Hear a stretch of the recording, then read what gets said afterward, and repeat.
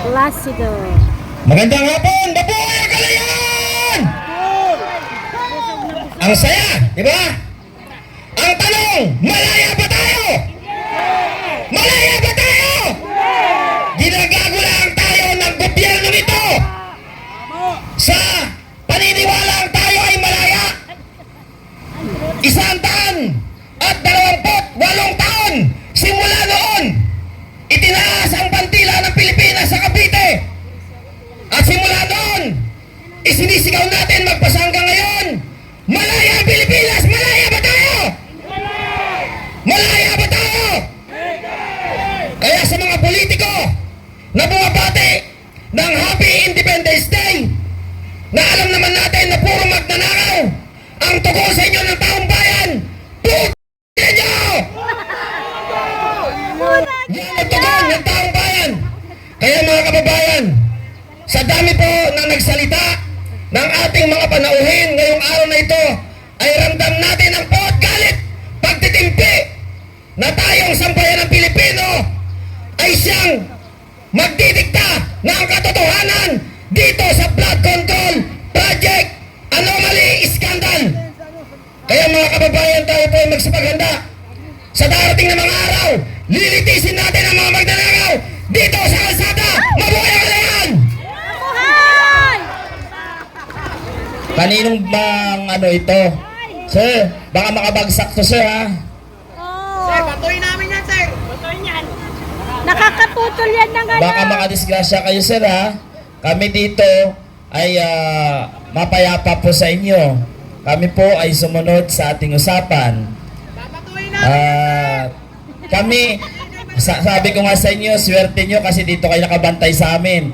Yung iba kaninang kasama nyo, hirap na hirap doon sa pagbabantay sa Mindiola at saka sa Calao.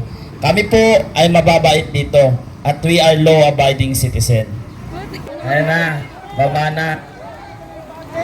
Hindi ka siya mag-speak. Pag tumagayon. Hello, magandang hapon everyone. So, lobat si Amor. Alam niyo kung bakit? Kasi, wala naman talaga akong balak pumunta dito para mag-speech or whatever. Ibang pinunta ko dito eh. Ano bang pinunta nyo dito? May paglaban. Ano ang pinunta nyo dito? Pumunta ba kayo dito para manood ng speech? So lang, hindi ako mag-speech. Pero ito lang ha, on a very serious note. Marami kasi ang sa atin napapagod, nawawalan ng pag-asa. Rally na naman. Wala namang mangyayari. Kukunti lang naman tayo. Wala namang dumarating. Ito lang, alright? Just a word of encouragement. Hindi madali ang laban na hinaharap natin. So it would be very stupid para sa atin na isipin na mapapanalo natin to agad-agad. Alright? Walang manghihina ng loob. Dahil walang madali sa buhay. Kailangan mong mag-push back, lumaban, show up even when you don't feel like showing up. Okay? Walang mahina ng loob.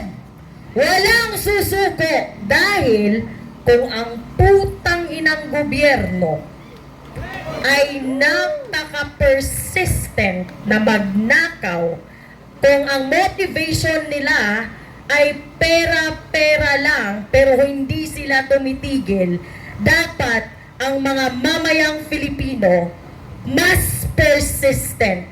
You know why? Our motivation has nothing to do with money. Our motivation has nothing to do with attention, with clout, with whatever. Ang motivation natin ay napaka-noble. Kalayaan at kinabukasan ng ating bayan.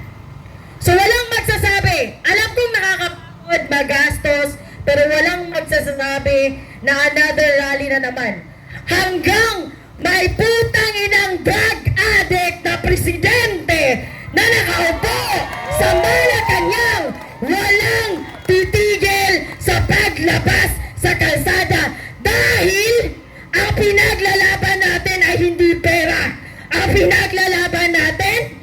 kinabukasan.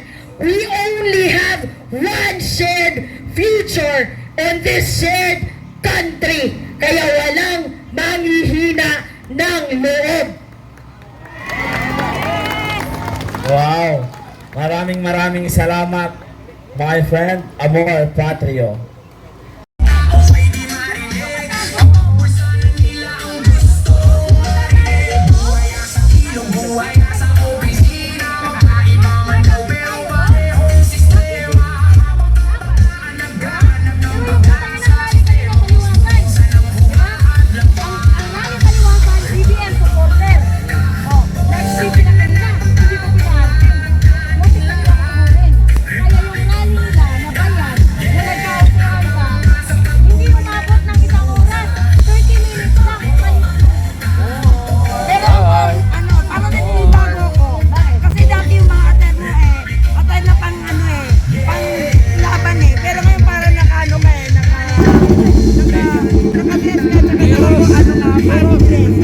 This is the art of deception.